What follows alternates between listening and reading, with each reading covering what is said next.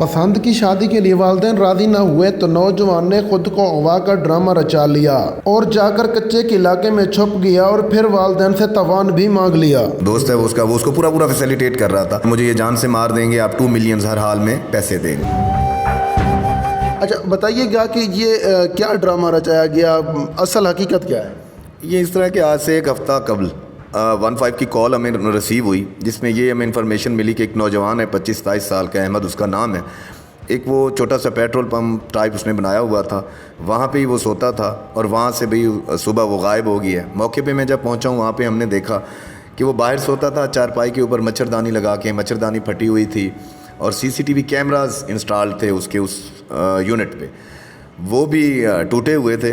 Alarming situation थी हमारे लिए, मतलब ये बहुत हसास मामला था कि इस तरह बंदे का, नौजवान का अगवा हो जाना। इसको बड़ा हमने सीरियस लिया, हायर अप्स को हमने इन्फॉर्म किया। सबसे पहला काम तो हमने ये किया कि हमने FIR रजिस्टर्ड की। DPO साहब ने मुझे कॉल की, ही वॉज वेरी कंसर्न। उस पर फिर हमने चीज़ों को टेक्निकली काम करना शुरू किया। 4-5 घंटे गुजरे होंगे तो उसके वालिद साहब ने मुझे बताया कि जी मेरा बेटा अपने ही नंबर से हमारे साथ कॉन्टैक्ट में है व्हाट्सएप पे, और वो ये बता रहा है कि जी मैं सिंध में पहुंच चुका हूं, सिंध के कच्चे के डाकू ने मुझे वहाँ पे अपने पास रखा हुआ है और वो 2 मिलियन यानी कि 20 लाख रुपए तावान का मुतालबा कर रहे हैं। अभी आए, उन्होंने मुझे वो ऑडियो सुनवाई, वो मैंने सुनी। अच्छा बताइएगा कि जो उसकी वॉइस नोट था उसमें उसकी आवाज़ थी या किसी और की थी?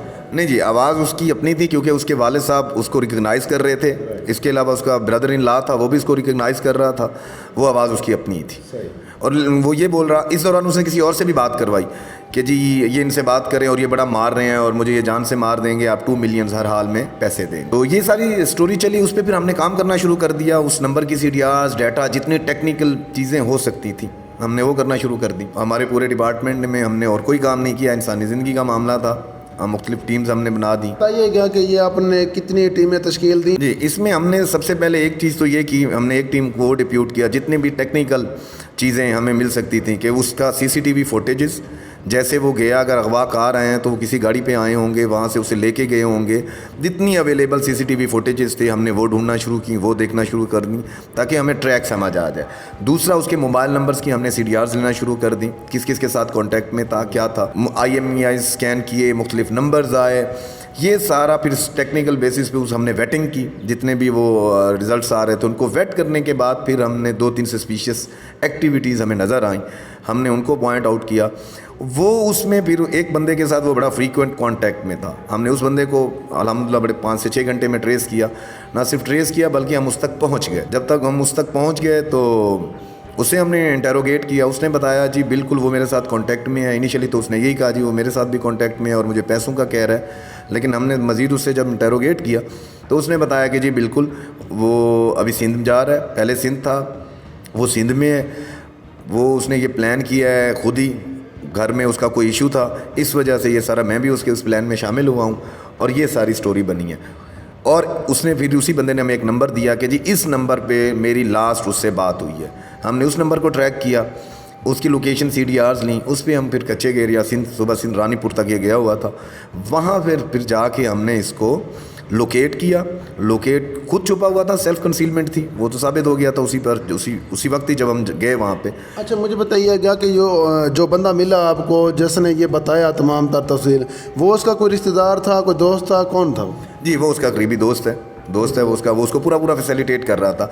क्योंकि जब हमने जाके उसको इस सो कॉल्ड अबडक्टी को जब हमने रिकवर किया, इसने अपना मोबाइल बंद कर दिया था। इसने अपनी दोनों सिमें जो ये यूज़ कर रहा था उसको निकाल के जेब में डाल दिया था। पुलिस मेरे तक ना पहुंच सके और मैं अपना ये ड्रामा जारी रखूं और 20 लाख रुपए भी अपने घर वालों से ले लूं, वो हमने उसको नाकाम किया इसमें। अच्छा बताइएगा कि इस दौरान आपने कितने लोगों को इंटरोगेट किया? इसमें जी हमने बहुत से लोगों को, एक उसका पार्टनर था, हमने उसके पार्टनर को इंटरोगेट किया। इसके अलावा उस पार्टनर के जितने एसोसिएट्स हो सकते थे हमने उनको इंटरोगेट किया। इन द मीनवाइल हमें ये बात सामने आई कि वहीं एक मकामी एक दूसरा लड़का था, उसके साथ इसकी कोई मामला लेन देन का चल रहा था, हमने उसको इंटरोगेट किया। ये और इंटरेस्टिंग बात यह है कि ये सारी चीज़ें मैं इसको बोलूँ कि 200 की स्पीड पे कर रहे थे। इस पर पुलिस बड़ा प्रॉम्प्टली रिएक्ट कर रही थी और सारी चीज़ें हम बड़ी स्पीडली कर रहे थे और जल्दी जल्दी हम चीज़ों को कंक्लूड कर रहे थे।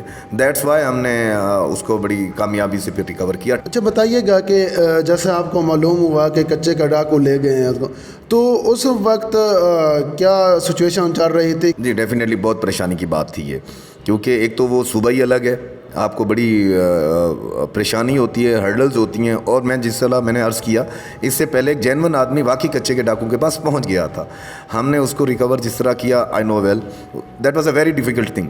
और ये मेरे लिए डेफिनेटली परेशानी की बायस था कि ये बड़ी सीरियस चीज़ है। और ज़्यादा परेशानी की बात मेरे लिए ये थी कि अगर आया इसको यहाँ से आके अगवा किया गया, that is very alarming thing. ये तो मतलब इन अदर वर्ड्स ये कहने वाली बात थी कि ये हमारी पुलिस के लिए भी एक चैलेंजिंग और उसकी क्रेडिबिलिटी पे क्वेश्चन था कि अगर वो वहाँ से आके ये सारा कुछ कर रहे थे। इसी परेशानी को ही देखते हुए और वालिदैन की परेशानी को देखते हुए मैं आपको बार बार ये चीज़ बता रहा हूँ, हमने बहुत स्पीडली काम किया। मैं समझता हूँ कि 24 आवर्स के अंदर हमने इस पूरी स्टोरी को अनफोल्ड कर दिया। पूरी स्टोरी हमने खोल के लोगों के सामने रख दी कि जी असल चीज़ ये है। उसका फिर ये हुआ, लोगों को ट्रस्ट भी हुआ, लोगों के अंदर जो एक फ़ियर का सेंस था, एक खौफ था, खौफ की फ़िज़ा थी, क्योस सा हो रहा था, वो सारी चीज़ें अल्हम्दुलिल्लाह बड़ी क्लियर हुई हैं। अच्छा बताइएगा कि इस बंदे को जो लड़का था, कहाँ से आपने इसको रिसीव लिया, ये कैसी जगह पे छुपा हुआ था? अच्छा, ये जब वहाँ पे था, वहाँ पे तो ये एक हाईवे है जो कराची को जाती है, उस पर थोड़ा सा उसके हट के एक होटल टाइप था। बेसिकली अब ये इस चक्कर में था कि मेरे पास 20 लाख रुपए आए। 20 लाख रुपए लेने के बाद डेफिनेटली ये जब आपके पास पैसे होंगे तो फिर आप ज़्यादा बेहतर तरीके से ख़ुद को छुपा लेंगे और फिर इसका ये बाहर चला जाता, ये कहीं चला जाता।